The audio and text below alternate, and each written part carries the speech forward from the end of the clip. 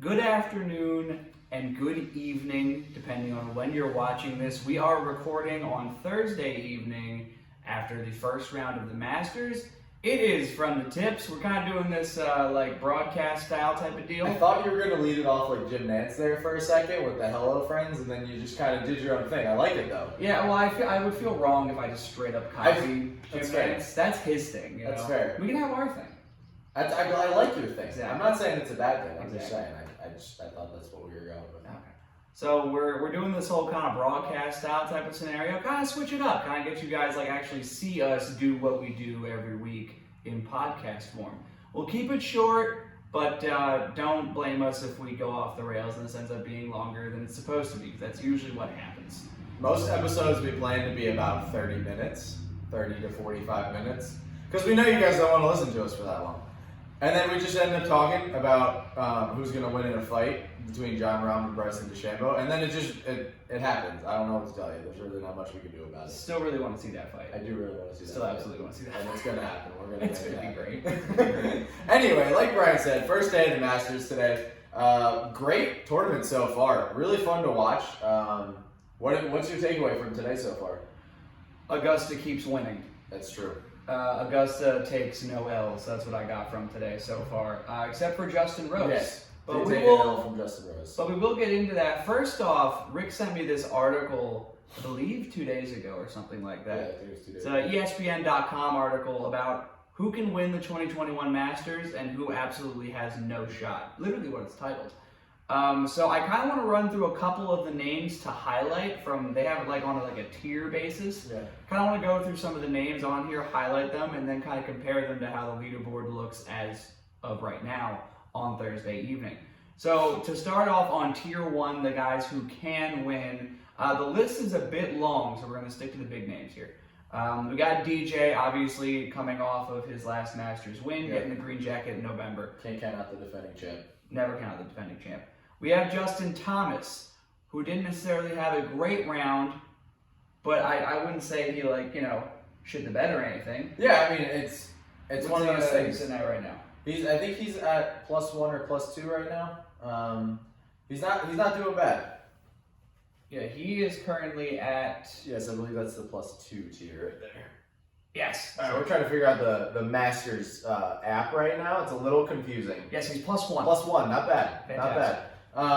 Yeah, I mean, it's definitely not out of it. Justin Rose obviously is at -7 right now for anyone who is watching. But it's no secret that with how the rest of the field has gone so far, that anyone who's around the +1, +2 range, not even close to out of it, especially when it's a Justin Thomas or something like that, where they can fire off a -8 like it's nothing. Yeah, and then it says here Xander Schauffele, who I know currently is at +1, my boy X. Don't count the man out. Don't count the man out. He could pull something off tomorrow and be in a really good spot. We'll have to wait and see. Also has John Rahm, Patrick Reed, Jordan Spieth, Bryson DeChambeau, Roy McIlroy, Webb Simpson. Tony Finau is on the top tier list here. Where does he sit currently? He's +2, I believe. I believe he finished around +2 today, so not too bad for Tony Finau. I would like to see a Tony Finau win here. I would not complain. I would not That'd be complain cool. about a Tony Finau win. Honestly, I'm going to be completely honest with you right here and now. I don't care who wins this week, as long as it's not Patrick Reed. Right. I was a little nervous there for a little bit when he was at the top of the leaderboard, and then Justin Rose just decided to do what he wanted at Augusta and just shoot 9 under on his last 11 holes. I don't know where that came from, but whatever. Yeah, so Justin Rose, actually to move on to the second tier of this article, he's in the second tier that's titled If Everything Goes Right. So basically everything has to go right for this guy to even have a shot at winning. Sounds disrespectful, but don't worry, it gets worse. It's a bit disrespectful. And guys on this list include Scotty Scheffler, Louis Oosthuizen, Hideki Matsuyama, Adam Scott, and then also guys like Justin Rose and Tommy Fleetwood. Now, Justin Rose is currently at the top of the leaderboard at 7 under. Insane. 4 shots above second place, or 4 shots below, however you want to. 4-shot lead. He's a 4-shot. Yeah, with that. So going into the clubhouse, someone who is ranked in the if everything goes right category. I'm going to say everything's going right so far. I would say nothing is going wrong. It's hard to say that something is going wrong if you're going 7 under at Augusta, where the next lowest, highest score, whatever you want to call it, is -4. It's tough to say that things are going wrong for you. And if we're being completely honest, I think it's a little disrespectful that he was in the if everything goes right to you, because Justin Rose is one of those players where he's a good player. He might not win every week. He might not get necessarily as many top 10s as other people, but he's a big name guy. He's going to be in the Ryder Cup. He's going to be playing. He's going to be doing crazy things. Like he's a good golfer. These guys are all good golfers, and I mean, obviously he showed it today. Yeah, basically Justin Rose looked at the course and how it was treating everybody and decided to do the exact opposite, because I also wanted to highlight Augusta today. Super dry conditions apparently down there, so everything was so firm today. Staying on the green was almost borderline impossible, especially through Eamon's corner. Oh yeah. Especially with that short par 3 with the really skinny green. They put the pin right in that skinny portion. Yeah. I watched so many groups all miss green there and actually hit it on the green, just bounced once and then rolled right off. It spun forward instead of catching any sort of backspin. So everybody had to keep adapting as the day was going on to the hop, drop, and roll out instead of any sort of spin back, because they weren't getting it, because it was like concrete landing on these greens. Yeah, I mean, it was definitely playing tough. It was hard for them to stay on the greens, and I'll just say it looks beautiful right now. It looked good. It looked great in November, but it looks really good right now. I remember I turned on the broadcast today, and I saw the little TrackMan thing that they have in the bottom corner. I was looking at that, and I was like, that looks really nice. Like, I don't think they normally have it looking that nice. Right. And then I looked at the course, and I was like, wow, they have this thing like in perfect condition right now, and everything is just going really well for the course right now. It seems like we have so many big names. Pretty much all of the big names, except for Patrick Reed, unfortunately, are sitting above par right now. Do you just use him winning the Masters as like motivation to be a better golfer? Just like how much you hated the fact that he has a green jacket? It makes me angry. It doesn't on the like inside. It's just internal. Yeah, like when I need to hit a long shot, I'm just like, Patrick Reed has a green jacket, and I just wail at it, and then it just goes I actually slice it to the right really bad, but it goes far. It goes far. It goes far. No one cares how straight it goes. They care how far it goes. To wrap up the article, there are 3 more tiers. Actually, 4 more tiers. Oh dear. So the 3rd tier is titled, Hey, Miracles Happen. The guys on this list include Siwoo Kim, Robert McIntyre, Phil Mickelson, Francesco Molinari, and then also guys like Will Zalatoris, your Costco brand Owen Wilson. I gotta let everyone know. I texted Brian the other day when this article came out. I said, Will Zalatoris has been playing some good golf. He has. I wouldn't be surprised to see him at the top of the leaderboard this week. I think it's a little disrespectful. This was probably the one that I was like, I thought was the most disrespectful as far as tier placement for the players, just because of how he's been playing recently. Right. I think it's hard to take a guy who's been playing consistently good golf and say that there's basically 0 chance he's going to win. Yeah. And then he's at the top of the leaderboard this week so far.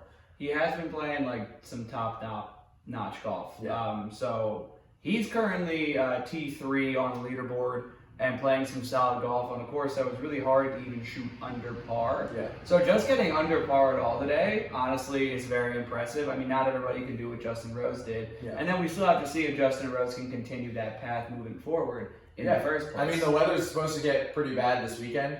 It's obviously tough to say that someone's going to make the weekend this early, but with a 7 under first round, it's kind of hard to count him out with the majority of the people being over par so far. I can't imagine that he's not going to make the weekend. Right. I did hear them saying that they're supposed to get some rain down there maybe towards the end of tomorrow and Saturday a little bit, so that'll definitely be interesting to see how that affects the way that they play. Like you said, today it was mostly playing pretty hard. The ground was pretty hard. So if we get some rain, it softens up a little bit. Right. People are going to be able to attack some more pins, and maybe we'll get some lower scores. I don't know that we'll see a -20 like we did from BJ last year. Maybe not. That's going to be tough for me to see happening.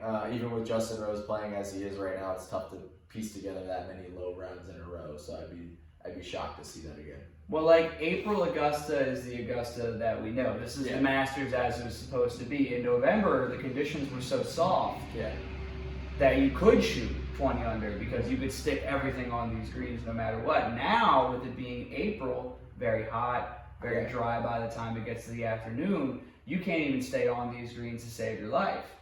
I can't stay on greens normally. I know it could be very wet. Let me ask you this: if you had to hit onto one of these greens, how many tries would it take you to successfully place your ball on the green? I would generously want to give myself like 50 shots just to get one to stay. 50 shots? Yeah. So if you're shooting a par 3, you need 50 shots. I would need 50 shots just to stay on there. That's fair. I mean, it's tough out there. Augusta is not an easy course. That's why it's the Masters. Yeah, I mean.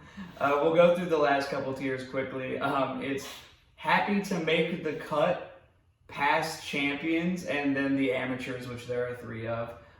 These lists include guys like Fred Couples, Matt Jones, Jimmy Walker, Brian Gay, Jim Herman, Mackenzie Hughes, Sandy Lyle, Larry Mize, who by the way is in last by I think 20 over, something like that. Yeah, just scroll it down. Scroll all the way. 12. He's 12 over right now. And he was a past champion. It's a tough go.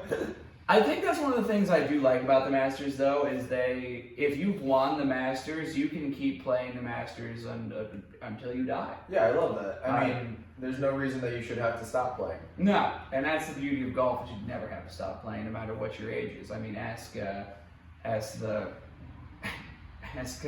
Player. He's got that pretty ugly old man swing now. He hits it straight over that. He does. He's going to shoot better than I am on any given day, but it's not pretty looking. No. The best amateur right now is Ali Osborne, and he's at 4 over. The other 2 I think are like 10 over right now. Yeah, they're not doing too hot. I think the one was at 8 over.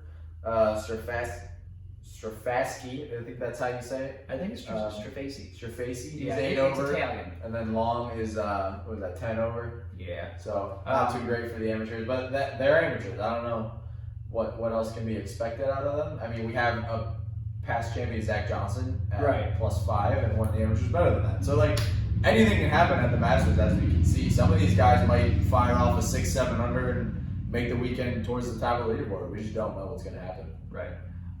Just to highlight some things from today. First, I want to start off with talking about our happy boy, Victor Hovland. He struggled. He was mightily grinding. early. Yeah. He was grinding all day. It was really tough. I mean, I was listening to most of the broadcast because I was at work.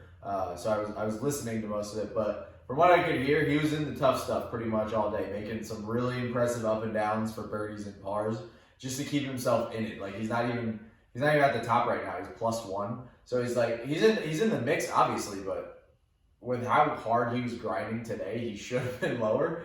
It's just he had to save himself from a lot of shots, unfortunately. Yeah.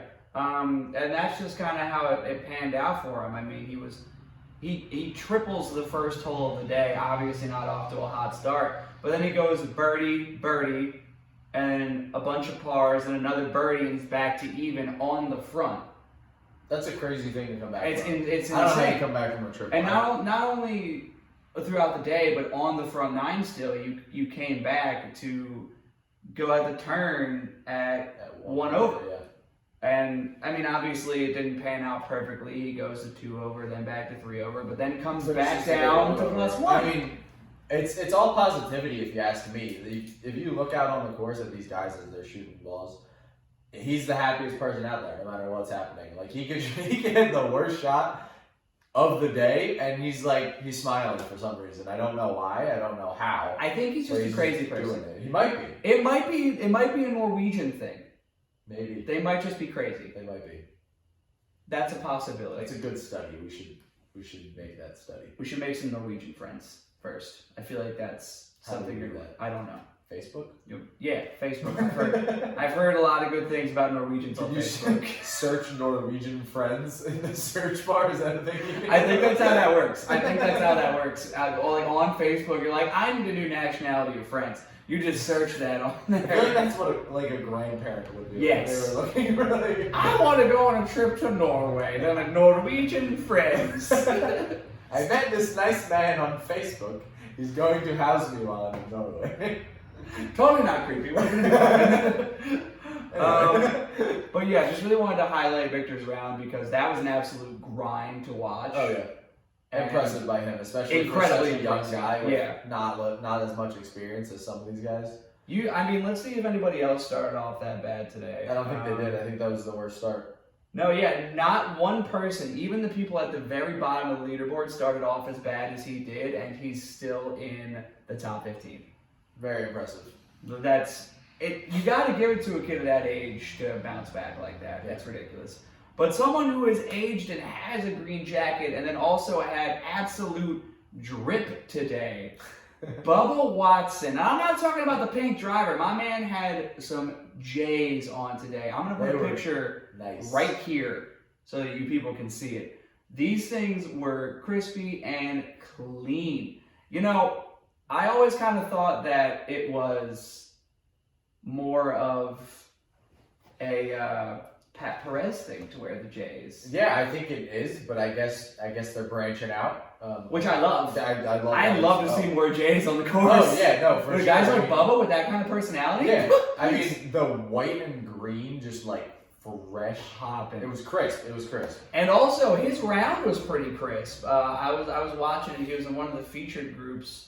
I'm trying to see where he ended up. That's a lot of scrolling. So he's +2. Yeah. But on this front, he was he came out of the front even. And then things only got bad when he started going through Eamon's corner, which that's gonna happen. Is going down. So for Bubba, like he came out with some fire today. Yeah. And I mean, he's +2, but honestly, being under +3 with how today went for everybody, you're sitting okay. Yeah. You're doing all right at +3. It's the same situation that we said before. It's hard to count out a past champ. Right. I mean, he obviously isn't the longest hitter on tour. He's not necessarily the most accurate, but like if he gets it going, he can get it going.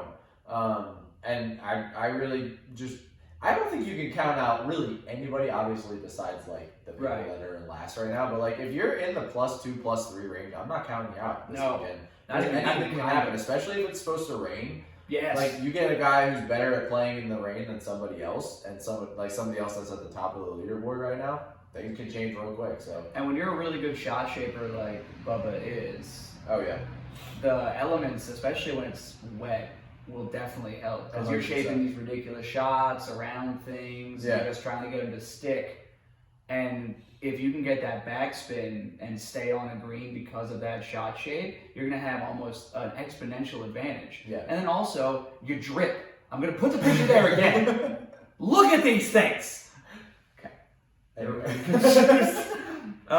on to talk about some more things that happened today. We got to talk about Rory. He was in that list of guys that can win on that ESPN.com article.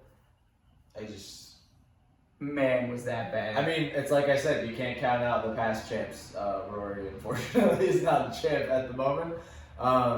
It's no secret that he's been struggling. It's just tough to come back from it. I mean, he admitted it in a press conference a few weeks ago that he got sucked into the distance thing, and I was a victim to that too. Like for a while there, like when you want to go as far as possible, you're just gonna do whatever you can to go as far as possible. You're not gonna worry about anything else, and it's so hard to reel it back in and get back to the point where you're just worried about hitting the ball where you need to hit it. Right. Especially when you're at the level of Rory McIlroy, who's supposed to be winning, supposed to be doing good, supposed to be one of the longest drivers on tour, and is now being surpassed by the Matthew Wolffs, the Bryson DeChambeaus, so on and so forth, the people that are hitting longer than him now. It's just tough. I would like to see him come back and at least make the weekend, but unfortunately I don't see him doing any better than that. That, and then also statistically speaking, he, on record at the Masters, in the first round is a career +32. And in rounds 2 through 4, he's -69. That's insane. Nice. Nice. Nice. But that, like, yeah, you can't be career +32 at the Masters in the first round and expect to ever wear a green jacket. If he cuts that in half, he probably already has a green jacket. Exactly. That's the issue. With that kind of numbers in rounds 2 through 4, you obviously can play this course at a high level. Yeah. You just can't seem to do it in the first round. So what's the difference between, at least that you think, between round 1 and then rounds 2 through 4? Because you can't say it's his first time out because he's been doing practice rounds since Wednesday. Yeah, I know. And it's hard to say that it's a preparation thing because I can't imagine that he prepares any differently than he does for a normal tournament. Honestly, it might just be the fact that he doesn't have it yet and he wants it that bad that he kind of gets in his own head and is just maybe even subconsciously, like maybe he doesn't even think about it. Maybe he just wakes up in the morning and goes about his day normally, but in the back of his head, he's like, "This is the Masters. Like, I need to win one of these at some point in my career to get where I need to where I want to be in the Hall of Fame. Like, I can't not have a Masters," and it just messes with him. And then it's not a secret that it's easier to do well when you're doing poorly. Mm-hmm. So, like, if you start a tournament at +4, you're like, what else do I have to lose? Like, I either don't make the cut or I'm still like, I'm not going to necessarily be that great. So you kind of loosen up a little bit. You kind of get into the groove. And then usually he just barely makes the weekend. And then Saturday he plays out of his mind. Mm-hmm. And then Sunday, again, he probably falls back into that because it's usually, I think it's really just the Saturdays where he gets that -69 from because on Fridays, he's pretty average, maybe a little bit better, and then Sundays he just kind of falls back into it because he's been up there at the top of the leaderboard going into a few Sundays already. Right. So it's like, I don't know what to say about it besides the fact that he just needs to figure it out. Right. Obviously, when it comes to Rory, we'll obviously have to see because it is Thursday night. Yeah. A lot of things could change here, so we got one more guy we want to touch on before we wrap this up, and that is the big man, the gorilla, whatever you want to call him, Bryson DeChambeau. Piloting the struggle bus today. I gotta ask you. Yeah. Does his caddy make the weekend? If he makes the weekend, does he bring his caddy, or does he just like pull a guy off the side of the street? Honestly, you might just want to carry his own bag. Because he skied a lot of greens today, and I know we talked about how hard the greens were and how tough the course was playing, but there was a few holes where he would hit just like a normal, maybe like 8 or 6 iron. And he would sky it by a good 40 or 50 yards. And I don't understand how you can do that as a professional golfer and a professional caddy. Like, I get it's a tandem thing, but as a caddy, you have to be able to understand what your player is capable of doing. Right. And obviously, we know that Bryson can hit the ball a mile. So if there's like wind help, if he has a really good lie, like, you got to take all that into account, and you got to understand that there's a chance that this is going to happen. And you have to know that the greens are playing hard and the whole course is playing hard. So if you have if Bryson, for example, has 200 in and that's a normal 8 iron for him, you probably have to cut that back to like a 9 or maybe even a wedge just because of how much the ball's going to roll. Because of how dry it was today. I'm wondering if it was their plan to be long, because obviously Augusta isn't a course that you really want to be short on, because usually it's either a bunker or water. Yeah. But also, it's not a course you want to be long on because there's going to be a hill at the back of that green. Yeah. And it's going to roll forever, which is exactly what it did. It's tough. I mean, he had the quote last year about how it was a par 67 for him, which I still think is hilarious. Hysterical. It's definitely confirmed at this point. Achilles had the heel. Bryson has Augusta. It's just not. It is his Achilles heel. Yep. He just can't seem to figure it out. And I understand that he doesn't have that many rounds at Augusta, but it seems to be getting the best of him every time he's out. We'll see if he makes the weekend or not. If he doesn't make the weekend, I think he really has to consider changing up his game plan for the next time. He's got to change something because I also have written here that his short game failed him. Yeah. Even when he did go long and rolled down that hill. Yeah.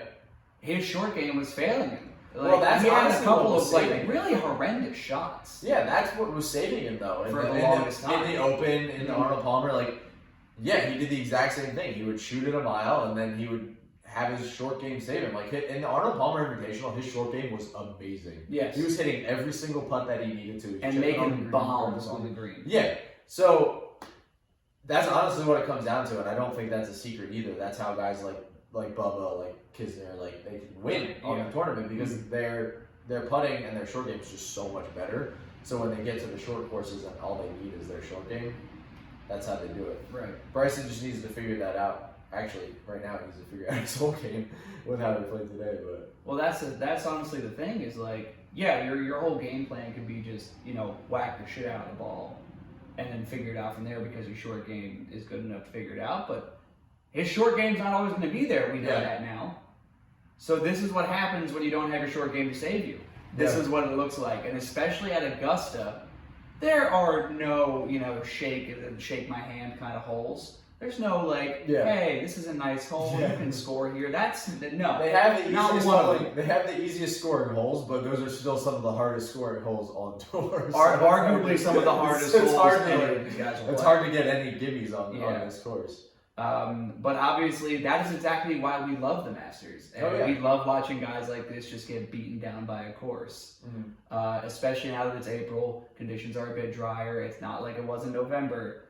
The real Augusta has come. Yeah. The real Slim Shady, if you would, has stood up, and that is Augusta National Golf Club. Thank you for watching this, guys. We're really excited about doing something like this. So if this is something that you like, we might do it for other major championships. We can absolutely do that if you guys enjoy it. Yeah, one of these videos. That'd be easy. Yeah. I do have one more thing before we head out. Right on, do that. Going out of today, right. Who's your winner for the weekend? Too early pick for a winner. Who's doing it? Far too early? Far too early. You want to know what? Give me Kirkland Owen Wilson. I want Will Zalatoris. I love it. I was going to say Will. Will's gonna win. We're gassing up Will Zalatoris. If he wins, keep it going, my man. Wow. Ciao. Go look at the PGA Tour's Instagram page. I always say website, not Instagram. Yeah, it's probably it's probably not on there. It's on their Instagram page though. Do they even use a website? I don't know. Anyway, thanks for coming, guys. Keep an eye out this weekend. We got that thing with Hacks Across America coming up on Sunday. Some great stuff going on. More live stream stuff on this very YouTube page. This one right here. Hit the bell so you know when we're on and when we post more episodes. That we're live. I think that was the first time I got to say hit the bell. Hit the bell. So that's new. We should do ring the bell like the Phillies do. Hashtag ring the bell. Go Phils. Ring the bell. Wherever it is. It's somewhere down here. Ring that bell. Here's Bubba's shoes again for no reason. Catch you guys this weekend. See you guys later.